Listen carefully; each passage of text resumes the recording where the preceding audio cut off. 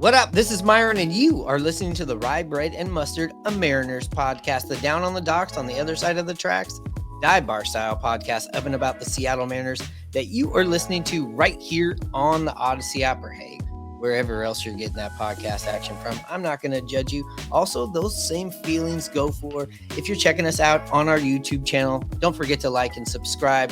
All right, that's all the house cleaning for today. We're going to jump right into this episode. We got a lot to talk about. As you can see, the title of this episode is Winter Meeting Ends, ... Trust issues with Mariners ownership still going strong. And we're going to talk a little bit about that smoke coming from the hot stove about the Mariners and Tampa Bay. And also, we're going to check out a fun article from The Needling, as well as a good article from Daniel Kramer from MLB.com. And again, we are going to voice our displeasure that the one, the only, the great Lou Piniella did not get put into the Hall of Fame. We're going to have a little bit of Lou talk at the end of this episode, and we're going to get into this episode, how about right after this? Get ready to play hardball in the Kingdom. Take me to the ball game. I want to see the Ants. The Mariners are playing hardball. Did it again and again and again. Did it again. Princess Tours, the vacation company, brings you the best show in baseball when the San Diego Chicken plays hardball with the Seattle Mariners and the Baltimore Orioles tonight in the Kingdom.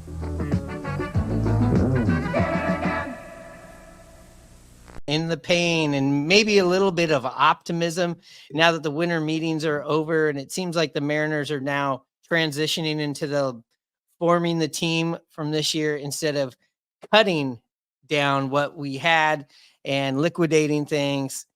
Is my man in the underground up in Edmonds. Anna, what's going on? How's it going? Even though things have not really gone in the Mariners' favor here with the winter meetings, not how we thought this was going to happen, obviously, but it has not been a dull moment. I will say that. Yeah, these last couple days since the last time you and I talked, it's been quite a quote factory coming out of the Mariner organization down there in Nashville, hasn't it? Yeah, it is. And like, if you aren't up to date on all of those happenings, we're going to kind of just briefly catch you up here at the top of what's going on. Everybody's got an article, definitely lots of sound bites, lots of quotes. I think, though, Daniel Kramer's article that he just wrote on MLB.com kind of like encapsulates everything into a nutshell. So if you don't mind, maybe we'll just hop right into that. Of course, we'll talk a little bit about Randy Arozarena. We'll talk a little bit about Cody Bellinger as well. Of course, we'll talk about Mariners payroll, Stanton, maybe a little Ty France, some other trade stuff. Lots to talk about here. Maybe this will be a two-parter, but let's just get right into this. Daniel Kramer, if you're watching along on the YouTube feed, I'll pull it up here so we can read along. We're going to do a little read along of this article. It's I don't know, it's about like probably about 3 or 4 minutes long. In fact, maybe I'll put a little bit of nice little lo-fi rye bread mustard beat underneath it, just so it doesn't get so boring. But if you go on to MLB.com, want to read along with us, if you're watching on YouTube, it's by Daniel Kramer. Like I said, Mariners exit winter meetings with clear goal. If the winter meetings have revealed anything for the Mariners, at least publicly, it's that the behind-the-scenes rumblings of the financial limitations are even more real than were initially foreseen. Things shifted maybe a couple of weeks ago into the offseason on where we're headed and why we're headed there based on different circumstances that come up, Mariners manager Scott Service said. Some of it's within our control, some of it's not within our control, and how you're going to shape your team going forward, end quote. While President of Operations Derry DePoto maintained throughout the Mariners meetings that the 2024 payroll will likely increase from the roughly $140 million figure last year to eventually get there, many budget-induced trades have been necessary. I'd be surprised 12 months ago to stand here and have gone through some of the alterations we've made just this year, DePoto said. I'm really disappointed that we didn't make the postseason, disappointed that this step in our growth. I'd be surprised 12 months ago to stand here and have gone through some of the alterations we've made just this year, DePoto said. I'm really disappointed that we didn't make the postseason, disappointed that this step in our growth wasn't as effective as maybe we all envisioned it would be. I still think we have a really good team with a chance to be a great team, end quote. Specifically, sources have said that the Mariners are facing challenges after their Root Sports, the regional sports network in which they own 70% stake, was attached to a price increase to customers from Xfinity, the largest cable distributor in the Pacific Northwest region. When asked about the component impacting Seattle's offseason, Dipoto said, "I'm just going to focus on the baseball part of it. We're here to try to build the best 26-man roster we can build with the short and long term. I'm not ever going to talk about our budget. But are they done cutting costs to now pivot from the subtraction to the addition phase of their offseason? We did what we needed to create the framework from which to build the team that we envisioned," quote. Dipoto said, "And as I said Monday, our goal is to get better," end quote. Biggest remaining needs, this part is obvious. Bats and big ones. Though Seattle is not wedded to righties or lefties in its pursuit. Quote, "We would like to add at least, I would call it, 1.5 corner outfielders," Dipoto said. And half would be somewhat at least capable of platooning, with the idea that Dominic Canzone could fill the other side of it, or Cade Marlowe, or Taylor Trammell, etc. And then we would like to find someone who is just a presence, more of a middle of the lineup bat type. If that means primary DH, if that means some part of a corner and DH, that's a possibility. Based on contract projections for top free agents like Cody Bellinger, the Mariners' clearest path to upgrades is via trades, which would almost certainly require them to part with their young starting pitchers, even if they have trepidation to do so. Quote, "You'll never tell somebody, hey, we don't want to hear your overtures anymore," Dipoto said. "So we'll see what the market bears," end quote.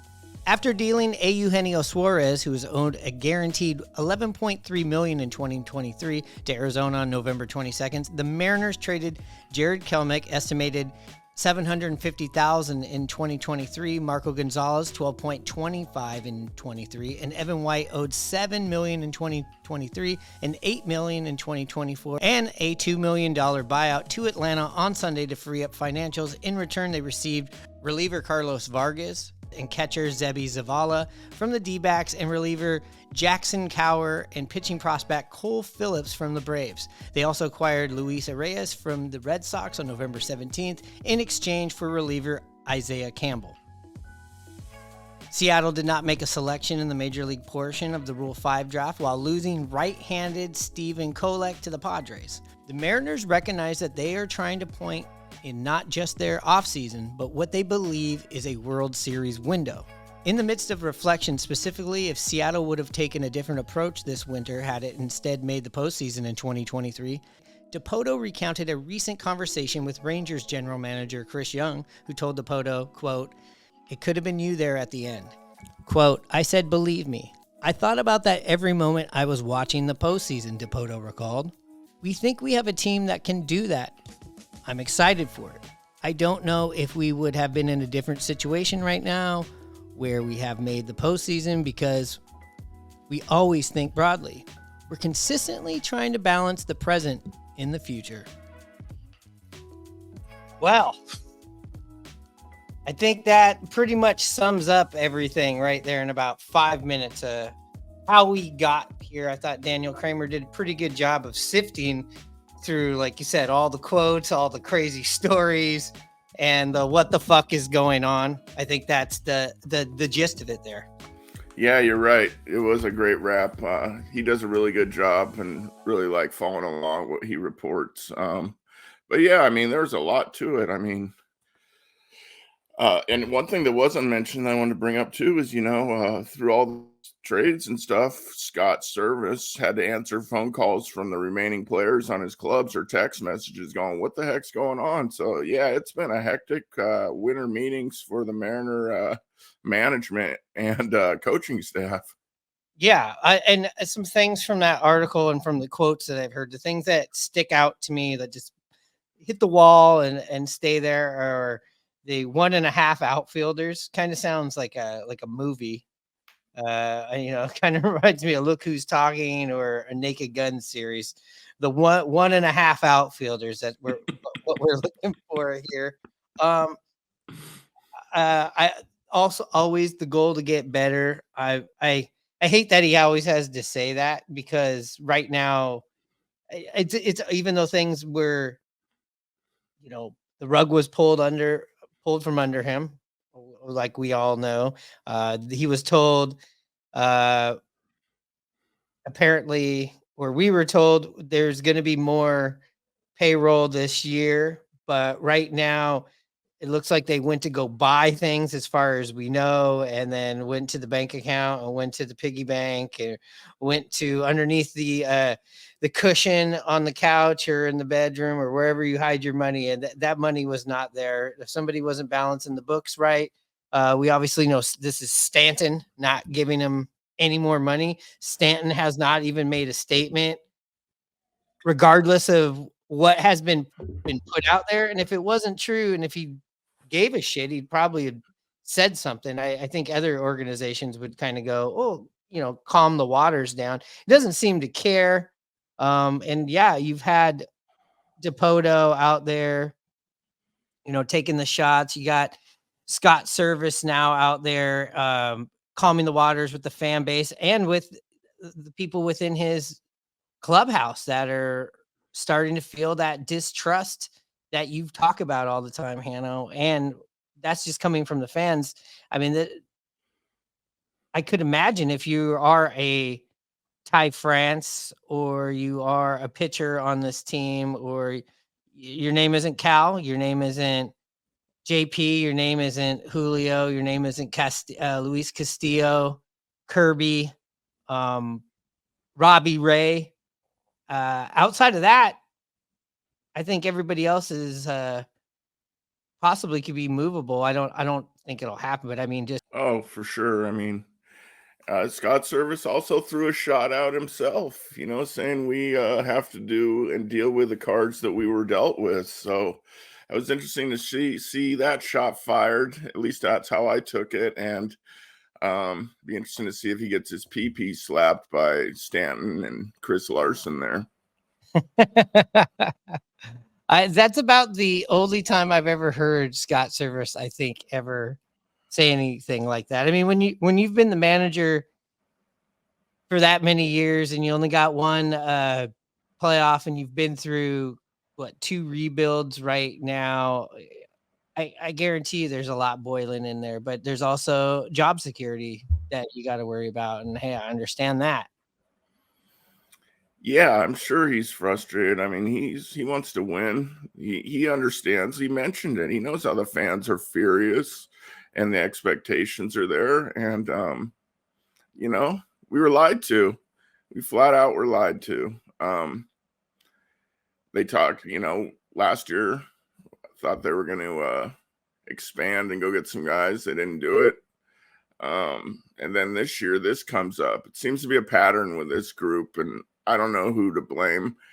It's unfortunate, like you said, that Dipoto takes the shots for Stanton, but, I wish they'd sell the team. They're making money off of everybody in the community, from the league, 10th in attendance last year. The year before, the highest revenue the year before. You're in the playoffs. It just always seems like this team, or this organization, I should say, it's all about being almost good enough. Almost good enough. Yeah, you have this luxury of that the Mariners have never been to the World Series, and we've just had a sniff of the playoffs here in the last 20 years, that you can still play and pry on the people's hope.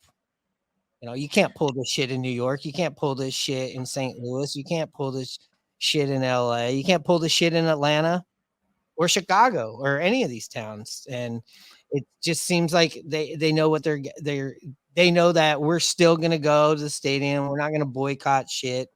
We're still going to, when the sun comes out, T-Mobile Park's going to be full. Edgar's is going to be full.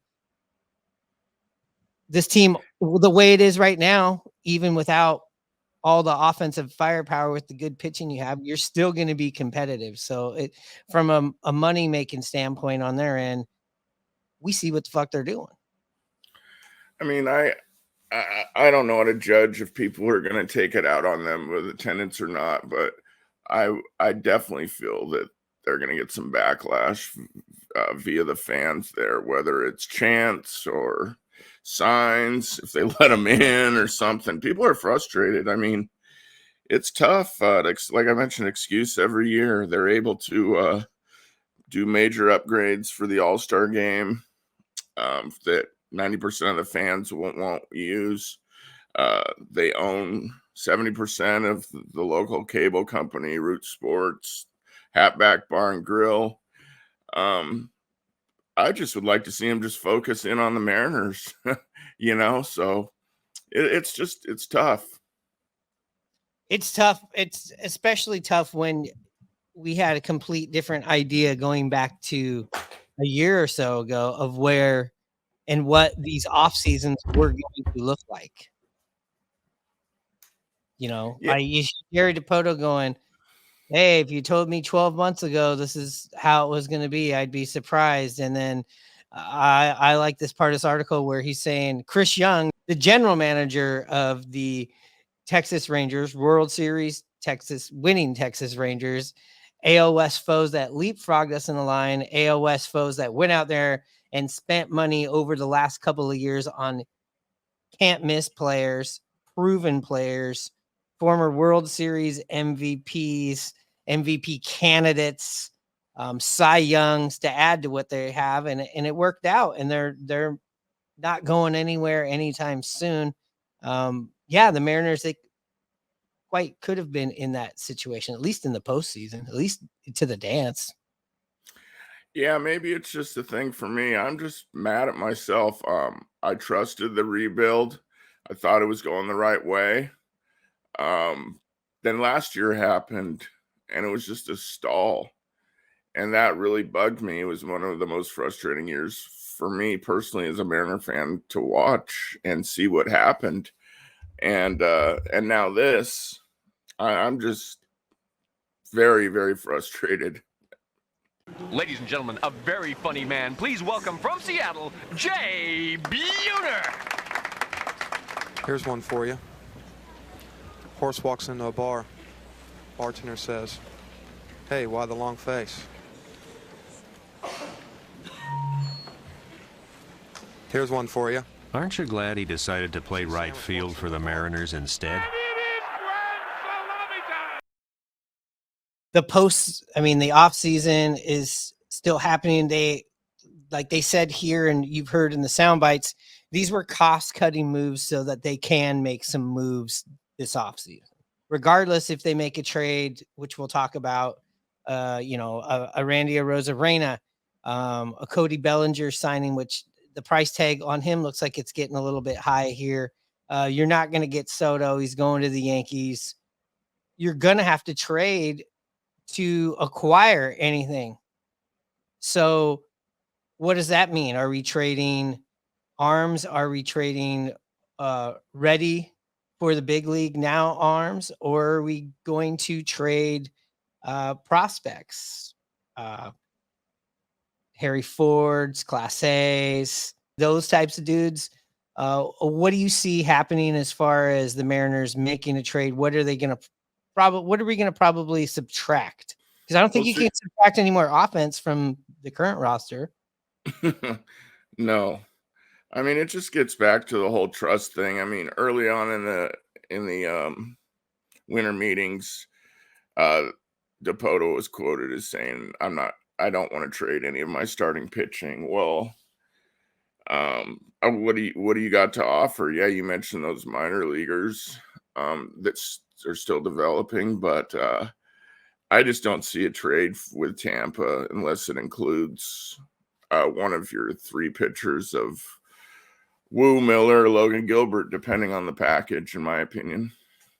I hear you there, but I also look at what it seems like Tampa Bay is trying to do, whether they're trying to get maybe possibly get move Paredes, move Arozarena, Marlowe, all of these guys. And then I look at, you look at their attendance.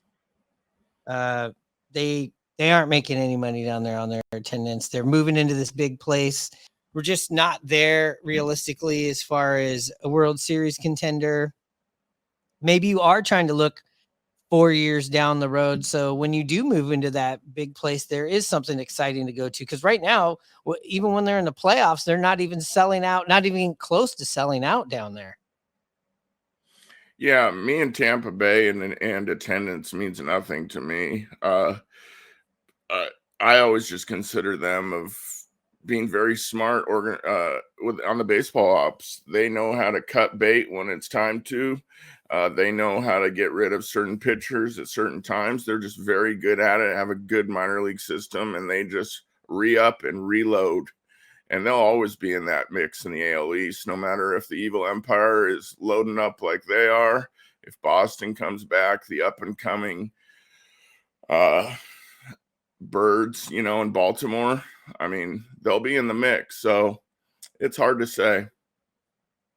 So as far as Arozarena, it seems like what else was being said, if I don't know if you caught what Ken Rosenthal was saying, basically on foul territory when he was going in on the Mariners. Little Kenny boy, saw him down on the field. He is not a very big man, but he has some strong words for the Mariners. But also he was saying that the Mariners were pretty much in some intense talks with Tampa Bay prior to the Kelenic trade.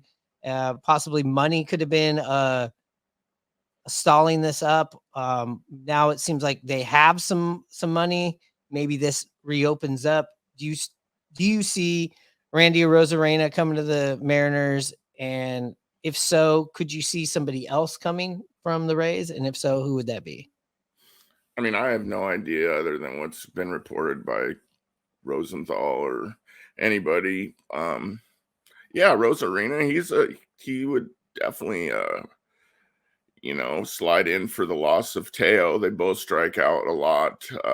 Arozarena is a couple years younger, makes a lot less money, more athletic, can steal you some bags. But what I like about him most is he is a big time player in big time games, and he'd be a nice acquisition for the Mariners. But as far as their whole saying of, we're wanting to cut down on strikeouts, he's not one of those guys that's going to be like that for you. Well, to be fair, he struck out about 60 less times than Gino, and he struck out 50 less times than Teo last season, and he only struck out 18 more times than Kelenic did all season. So I think he is a bit of an improvement on that, but not the total flip over that you want to see. Yeah, I'm not bashing the guy. I'm just saying what kind of player he is. Yeah, I don't think you're bashing him either, but I just don't think he's a massive. I mean, he's a decent, he strikes out 25% of the time. Let's see, we had a viewer actually chime in here on Randy Arozarena. He was saying that we have Brian Feast saying, thanks for the great content. That's not the one I was going for, but thank you. Thank you, Brian. We have Stack Pack Matt Adventures commented, the only problem with Arozarena is he struck out 25% of the time last year. So would it be weird for them to go after him with their quote off-season plan? And that's what kind of you're alluding to. If we're trying to go all the way away from strikeouts completely, then maybe this isn't the right guy. I'm not saying that. I'm just saying that that's what the Mariners have said. And like I mentioned earlier, Dipoto said he doesn't want to trade any of his young pitching in the starting lineup. To get a guy like Arozarena, you're going to have to trade one of those starters. So they say a lot of things, and, things change quickly. That's all I'm saying. You think it's with Tampa Bay, they want starting pitching and they want right now ready to play pitchers. You don't see them or the Mariners dealing for somebody like I was asking, like a Young, a PD, Ford, Class A. I mean, I don't know. Jerry seems to really hold on to his prospects. anything's possible with this team. I was expecting them to spend last year. They didn't. I was expecting them to load up this year, kind of. They talked about the core. This is the time. I don't know what they're going to do. It's something daily with this organization. What's going on? Okay, so let me re-ask this a different way, I guess. If it's you and you have to get rid of something, to get that hitting that you want right now in this window, are you dealing deeper down into the farm on some of your hot prospects, or are you parting ways with Wu, a Miller, possibly a Logan, possibly a Brash? What are you doing? I mean, it all depends on the scenario for the package. Let's just say for fun, since we're talking about Arozerena, I don't know what Tampa wants. They've been a little bit I read. They've been talking about getting rid of Glass now. They're really good quality pitcher. Maybe they'll need someone to slide in for that if they have corresponding moves. I would think they'd want pitching. That's the talk of baseball, is our young starting pitching. I could see Logan going. If that was the case, then if the Mariners were able to then have any extra money in the piggy bank and swoop up Snell, who wants to be here, then that's something that could work out. Yeah, I mean, Glasnow, let's see, 21 starts last year, 10-7 record, 3.53 ERA, over 1 whip. Let's see, 120 innings pitched, 162 strikeouts. But the main thing is he's got one more of the heftier contracts over there. He's age 30, right? So, and first year back from arm surgery. So this is definitely somebody that, if you are getting a Arozarena, this seems like this would be probably the top candidate of who they also want you to take. Oh, it would be a massive package for Arozarena and Glass now. I mean, yeah, you would have to start throwing in those guys you mentioned from down in the farm. Next year, oof. Yeah, he's arbitration. 2023, he was 5 million. This last year, he was 5.3. His salary for 2024 says 25 million. That's why Tampa wants to cut bait. Yeah, and that's why I'm saying this is somebody I feel like, if you're going to get in a Arozarena who's like $9 million next year, you're going to see them unload somebody like this. Like, this has got to be the guy. So is this why the Mariners were cleaning, like scavenging around for the money? Because they know that, hey, they got to spend some money to get this guy along with what you're sending.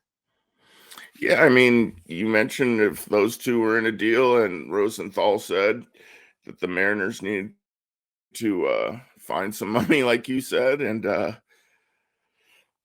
with clearing out the guys that they did, maybe it is a massive trade like this. Who knows? Arozarena had a great calendar year of baseball last year, WBC, All-Star. Dude's a baller. Dude has swag. I'd love to get him. I wish it was under different circumstances, but I mean, if the opportunity's there with the window, if you are maintaining a lot of your pitching, I would have to pull a trigger on this guy. He's been to the series. He's a ALCS, MVP. Yeah, we need offense. What is his contract up? Well, this is his second year of arbitration in 2024. So he becomes an unrestricted free agent in 2027. Obviously, that number is going to go up and up until you get there. But I think you're getting a guy, if you get him, a guy right there in his prime. Not ascending in. He's like sitting right there in his prime right now. He's 28. He'll be 29 next year. By the time he's an unrestricted free agent, because he got a little bit of a late start coming from Cuba, he's going to be 32 years old. Yeah, the Mariners want controllable players. So, yeah, he's been rumored. I'd love to have him. And it seems like that is what's going to happen if anything happens as far as a big trade for player. I would think that's going to be the guy. There's just been enough smoke between Seattle and Tampa Bay, and they just seem like they're the type of dancing and trading partners. Yeah, they sure had a lot of trades, and some of them have not really worked out for either club that well. Yeah, it's like from what they were expected to be, at least. Oh yeah, and Tampa Bay has sent out some lemons. Yeah. They're like you mentioned earlier, they are very, very good at knowing when to cut bait. So you have to be a bit. I think the best guy we got from Tampa Bay, in a recent whiles, I'm going to say it, Denard Span. That had like a positive effect on the team. No real bumps in the road. I mean, everybody else, it seemed to be up and down. I know Randy Wynn, if we want to go in the way back machine, Randy Wynn for Lou Piniella. Randy Wynn was a nice little solid player, but in between that, it's been a little rocky. And you've seen them also. What was that pitcher that they traded to Pittsburgh? He ended up in Minnesota. Gosh, I forgot his name, but he was a really good starter. Archer kind of fizzled out. But yeah, I'm not surprised you mentioned Denard Span. I know you run an undercover fan club for him. Yeah, Denard Span was a nice little left-handed bat, man. Played solid. He hit 300 for the Mariners. He came over, his season was going a little bit, not Denard Span-like. I think he hit like 304 the entire time he was on that 2018 team that was just going down, Yeah, the wheels fell off. Everybody knows the story. But yeah, Tampa Bay likes to trade. The Mariners, Jerry loves to trade. And maybe Jerry enjoys trading, but now we're really getting to see why he's got to trade so goddamn much. He's got to go to the flea market. He can't go to Macy's.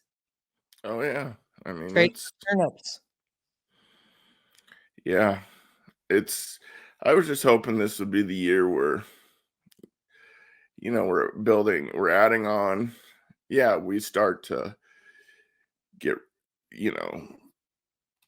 rid of these high prospects to get the superstar player to finish off the rebuild. But now we're just taking lateral moves, and that sucks as a Mariner fan. That is what we're doing. We're taking lateral moves. We're still going to be the second or third best team on paper in our division.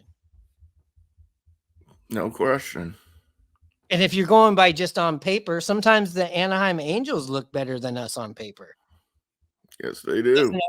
Doesn't always work out in their favor, but which I don't care, which I enjoy. But yes, it's just been very right there in front of you, like what should happen. When you have national people talking about it, or just other friends or people in your life that follow sports or follow baseball that are like, what in the fuck are the Mariners doing? Everybody that's a Mariner fan or in the Pacific Northwest is feeling that. And the players who, like we mentioned earlier, contacting Scott Service. Yeah, and I think if we want to find out if anybody else is being traded or sold off, we just got to look on OfferUp, on the app where you can just sell stuff in your house. I'm looking on eBay. Jerry's, it's all sold. All marks sold here. So this was pretty much our, the Grinch that ruined Mariners Christmas edition of this show. But look, there's still some optimism. Maybe this is my crazy conspiracy theory. Maybe this has all been a play, the cost shaving, keeping the mouth shut, saying, no, we're not into the Ohtani thing, but without saying it, without doing it. You know what Ohtani's rule was? Loose lips sink ships. Maybe this is their way of being like, look, we got rid of everything. We got rid of everything. We got some money now. He said, don't say nothing. He said you would be punished if you said something, and the Mariners have said nothing. I don't know what else to say other than please. Am I drinking the yeah, you want to check what's in my glass tonight? Is that what you're saying? Well, I mean, I'm still gonna have some hope until it's there. We're not gonna. Well, maybe we'll do an episode on it. It gets the clicks. I mean, he is polarizing. He does get the audience in here. So I just want to. That's the frustrating thing too. You know, you got to spend money to make money, and the Mariners could make a lot of money with him. They do a lot of things kind of weird. But it was in Seattle's Kingdom where the Wild Kingdom really had its day. The most frightful delay of all time was the attack of the killer kitten. My gosh, what is that? Is that a rat? Like a muskrat or a cat? Let me see that. It's a cat. We had, some stray cats that, took up residence in the kingdom for a long time. Well, this one particular night, one of the cats gets on the field and just running around all over the place. Finally, another attendant picks it up, and the attendant that got scratched just... Ow, he's in pain. Look at him. Boy, that cat is mad, and he got rid of it. He's starting to run off the field and take care of the cat. All of a sudden, this cat just munches down on his finger. That's a tough little guy. The cat won't let go, and all of a sudden, Bird is twirling around like a top, trying to get rid of this cat. He's going like this and trying to get the cat, and the cat's hung out his finger like this, and he's in a whole lot of pain. Finally, he gets rid of the cat. A fussy feline with claws. That was kind of funny. That cat has gone crazy. Just to close this up, because I think this is good for the one part. There was another article that was out there that sounds eerily similar to basically what Daniel Kramer was doing. It was by the Needling. And if you have not heard of the Needling, it is like the Onion. It is like the National Lampoon, the almost live kind of news postings that is Seattle centric. Well, they had some insight on this, and let me just read this article. And though it is a satire article, from the article that we just started with at the start of this show, you can see some truths in this article here. And this was written before Daniel Kramer wrote his. This is from a couple days ago. It's on the Needling. If you're on Instagram, they're great. The article is titled, Seattle Mariners announced you are playing outfield next season in the latest cost-saving move. All right, let me read this for you guys, because this actually kind of reads like the rest of the articles, like I was saying. You be the judge. And it reads, despite bragging about being the most profitable team in baseball just last year, today the Seattle Mariners have announced that you will be playing outfield next season in their latest cost-saving move following the recent salary dump trades of Eugenio Suarez, Jared Kelenic, Marco Gonzalez, and Evan White. Quote, management is asking us to tighten our belts again so we don't have to spend any money to get help for the team. So we're going to be putting you in the outfield on opening day. We can't afford to provide that either, end quote, said Mariners GM Jerry DiPoto. Quote, you'll be fine. Just stand there and let Julio cover most of the grass. And when you get up to bat, try to get hit by a pitch like Ty France. I mean, this can't turn out any worse than our Tommy La Stella, AJ Pollock, Colton Wong, Adam Frazier, and Jesse Winker moves, right? Right? End quote. The Mariners ranked 10th in attendance in 2023 after finally breaking a 20-year playoff drought, and ownership was quick to reward fans enduring loyalty and patience by raising ticket prices 25% while teasing fans about a potential Ohtani signing that everyone knows they won't shell out the money for. Quote, these ungrateful fans will be a lot more appreciative when they realize these moves will just get us closer to signing Ohtani. That's right, Craig Ohtani, a shoreline mechanic that plays softball on the weekends at Green Lake, end quote, said Mariners CEO John Stanton. Quote, he has great fundamentals. He never misses a game because of car troubles, and this Ohtani hits, pitches, covers shortstop because they don't want to forfeit when they can't find 9 friends to play with. And just think of all the Ohtani jerseys we'll be able to sell at a fraction of the cost, end quote. Mariners ownership also announced that in 2024, ushers would start passing around a collection plate at home games to raise funds for future ownership investments that would be utilized anywhere but on the field. I mean, if you were just reading that article, not knowing it was from the Needling, who does great satire pieces, that sounds about right. It sounds kind of accurate. Sounds believable to me. Oh, it's good. It sounds very accurate and very similar to Daniel's in some aspects. And it just, another thing gets brought up that just irritates me, the raising of the ticket prices by 25%. I mean, what's going on here? The fans are the last with this Mariners or ownership. It sucks.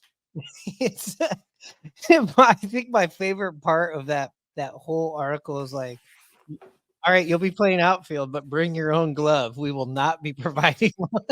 They don't have money for that. Yeah, the Sunday afternoon pop fly contest is actually tryouts now. Yeah. There's some good comments here on these. People excited for Craig Ohtani. Put me in, coach. Let's see. This is at Shawak. Let's see who wrote this. This guy, whoever wrote this, Wak is his name. I'm looking at his Wakamatsu. Shwakamatsu. I think he said walk. Sorry. Yeah, I would love to have some of these Needling guys come on the podcast one time. They actually do a bit of Mariner satire, and I think they get it right. They get it from the fans' point of view. They do a lot of like good sports satire articles. They got one about Climate Pledge Arena to offer a hot dog, small drink, and a kick in the throat for $49.99. They have a Mariners one that says shoplifting, jumpstart, tax misdemeanor, drug use forced Mariners to miss MLB playoffs. Oh, that was from earlier. But yeah, I just the thing is when you start to become that satire, become that joke instead of laughing along with it, and you become the joke. That's how crazy this is. Like if you'd have just taken this article and maybe took out a couple of little itty bitty things, like maybe take out the glove thing, maybe just all the rest of it, it's believable. Even the Craig Ohtani, it's all believable. No, because those are the kind of guys that Jerry ends up getting in these trades. It's always back to that scene from Major League where they're reading the names off and they're like, who are these fucking guys? You know, that's what it always is. This organization's something else. They're always just doing something, sticking their foot in their mouth. They need a kick in the ass. I mean, they had so much momentum the last few years making the playoffs, and they have not capitalized at all. And people are pissed, and rightfully so. And they do everything they can without thinking twice about it on how to rectify or at least sound, somewhat conscientious of it. I mean, when they sent their social media post out when they traded those three guys, they put them all in one thing and didn't even like individually thank them. I mean, they're just tone deaf on everything they do. Yeah, that's a good thing to pull up here. I'm gonna go to their Instagram, Mariners, because let's see. Yeah, you're right. They put out one graphic. You know me, I'm making graphics for the show now. Personally, I make more than 3 in an hour. You know what? We should personally make them a thumbnail each. So yeah, they did. Thank you, Evan, Marco, and Jared, for your efforts in the field and in our community and in the clubhouse. Thank you for everything. And then before they even thanked them, they welcomed Jackson Cower. Yeah, I mean, the post before said, we have acquired Jackson Cower and minor league pitcher Cole Phillips from the Braves in exchange for Marco, Jared, and Evan. I know that is how it is. That's just the spin you're going to do. Mariners could have the worst game on earth, and the social media is gonna jazz it up. But Yeah, I mean, they have the toughest job in the city, that's for sure. Mariners admins. I mean, to their credit, though, the next day or so after, they did put a nice video from Marco. So I did see that. That one on YouTube is really nice, where yeah, they showed him from, signing his coming to the Mariners, signing his contract, throwing complete game, working in the community. He did mean a lot to this organization, and he's one of those tone setters for that clubhouse. Always a guy who competes. Look, the numbers don't lie. He had the quality starts. But to your point, though, about the Mariners operation people and the social media, they do a great job. They probably come in all the time and they're just like, oh, fuck. You know what I mean? It's not just imagine if you work for the Dodgers or you work for the Braves or one of these, it's the easiest shit. You're like, you know what? We don't have anything today. Let's just go down and let's watch Mookie Betts take batting practice. 1 million views, Mariners, it's always like, well, let's put out this fucking PR fire. Well, if I was in charge, I would say this is how I would spice it up for him, and this is just me. When they do those nice videos from Marco, you mentioned they go over, when he signed and all that stuff. I'd like to see some footage about when they give him a call, letting him know he's been traded. They should throw that in there as well. I want to see those videos. I know they're going to bring guys up, but they're going to do that. Yeah, look, give us some of that hard knocks footage. Yeah. You want to be honest, because that's what Scott Service was talking about, right? He had to talk to these guys afterwards. I mean, especially guys like these three. Marco, who's been with him since what, 2017? Yeah, it feels like forever. I mean, he's the one who started this rotation when it was getting built up as the number one. I mean, he was getting the starts over Felix at the end of his career to start opening day. It's been a tough week, and just the cherry on top of everything, just a little another kick to the nuts, kick to the jaw. Let's keep it clean. Kick to the throat, as the needling would say, along with that hot dog and that drink for $4.99. Lou Piniella falls one vote, or let's say one cigarette short of the MLB Hall of Fame. Jim Leland gets in. They can only let one chain smoker in, chain smoking manager in the Major League Hall of Fame. I think Lou will be in there next year. I wish it would have happened right now, but now that he's been this close, it's going to be fun. It's going to be interesting to talk and campaign for Lou Piniella for the next year. Yeah, my favorite all-time Mariner manager. I mean, when that announcement was made way back when, I thought, oh boy, we're on the way to big things. And he did some big things for us. But yeah, I'm pulling for him. He will get in soon. Yeah, Lou Piniella, bottom line, I know we talk Griffey. We talk about Edgar, the Hall of Famers, the great players on the field. Lou Piniella, I've said this before. Lou Piniella was what Mike Holmgren was to the Seahawks, where it completely changed it. He brought somebody in that the baseball world knew. The baseball world loved him, hated him, respected him. He had a ring. He was a Yankee, played on all those great Yankees team. He brought winning into the city that we had never had, and never in that clubhouse. And, the entire time Lou Piniella was here, we were either in it, close to in it, or exciting. Yeah. What a guy. I must see TV every night, just seeing him, whether it was in the Kingdom in the corner, kind of bouncing his feet back and forth off the turf, or you might catch him smoking a stogie, like you said, in the tunnel area or what have you, or throwing his hat or throwing a base. But those players they played hard for him. He was one of a kind, and such a treat for us, especially with us growing up in that era with that team. Having him be our manager, never forget it. Yeah, 3 trips to the playoffs in 10 years. He leaves. You know the rest of this. You know the rest of this story. Yeah, what is it? 1-22 now. Yes, and Lou Piniella, very old school, about as old school as you get. Chip off the old block from Billy Martin. But yeah, people always give him a little bit of shit for running through his pitchers and his bullpens. But that kind of seems like a Mariners thing, not a Lou Piniella thing. He did not like guys that did not throw strikes. He did not have any tolerance for that. And I like that about him. I do. Yeah. I like the way that I know maybe some people have to say things about Pete Carroll's football. I like that he's a coach that does not like fumbling and turnovers. And a baseball manager, I guess the equivalent of that is errors and walks.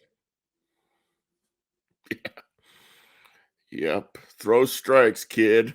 That would be a quick little line he would give his relief pitcher as he goes out for a quick check on him.